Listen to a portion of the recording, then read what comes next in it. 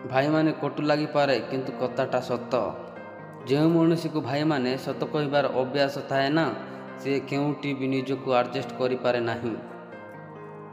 ନା ସମାଜରେ, ନା ପରିବାରରେ, ନା ଅଫିସରେ, ନା ସମ୍ପର୍କୀୟମାନଙ୍କ ପାଖରେ। କଥା କଟୁ ଲାଗିପାରେ କିନ୍ତୁ ସତ। ଗୋଟିଏ ଥର କେଉଁ ମଣିଷ ଉପରୁ ଭରସା ଉଠିଗଲେ ସେ ମଣିଷ ବିଷ ଖାଉ ଅବା ପ୍ରତିଜ୍ଞା କରୁ ତାହା କିଛି ଫରକ ପକାଇ ନଥାଏ। ପଇସା ସେହି ସାବୁନ ଅଟେ ଯାହା ବର୍ତ୍ତମାନ ଦୁନିଆର ସବୁ ଦାଗକୁ ସଫା କରି ଦେଇଥାଏ। କଥା କଟୁ ଲାଗିପାରେ କିନ୍ତୁ ସତ।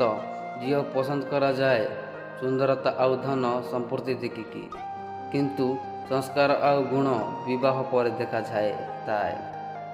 ତାସରେ ଥିବା ଜୋକର ଆଉ ନିଜ ଲୋକଙ୍କ ଟକ୍କର ସବୁବେଳେ ବାଜି ଓଲଟାଇ ଦେଇଥାଏ। ଯେଉଁଠି ବୁଦ୍ଧିମାନ ହେବା ଦ୍ୱାରା ନିଜ ଖୁସିକୁ ହରାଇବାକୁ ପଡ଼ୁଛି, ସେଇଟାରେ ବୋକା ହୋଇ ରହିବା ଭଲ। ସମ୍ପର୍କ ବଡ଼ ବଡ଼ କଥା କହିଲେ ନୁହେଁ, ଛୋଟ ଛୋଟ କଥାକୁ ବୁଝିବା ଦ୍ୱାରା ଅଧିକ ମଜବୁତ ହୋଇଥାଏ।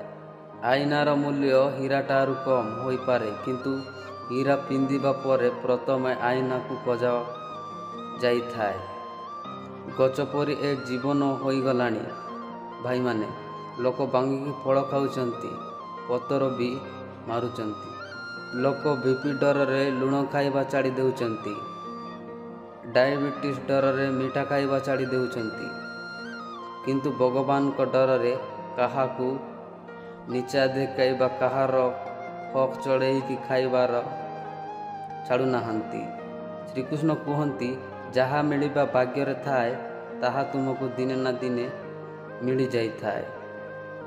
ଯେଉଁ କଥା ବିଷୟରେ ଆପଣ ସମ୍ପୂର୍ଣ୍ଣ ଜାଣିନାହାନ୍ତି ସେ କଥା କେବେ ବି କାହା ଆଗରେ ପ୍ରକାଶ କରନ୍ତୁ ନାହିଁ।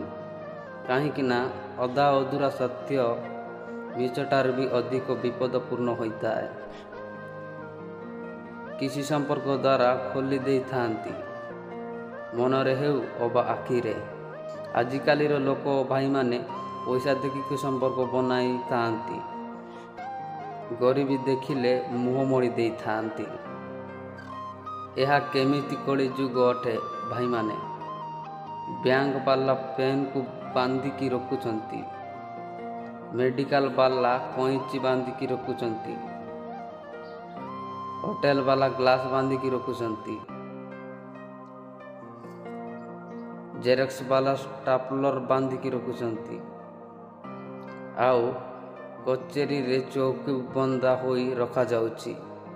ରେଲ ବାଲା ଟଏଲେଟରେ ମଗ ବାନ୍ଧିକି ରଖୁଛନ୍ତି। ବଡ଼ ବଡ଼ିଆ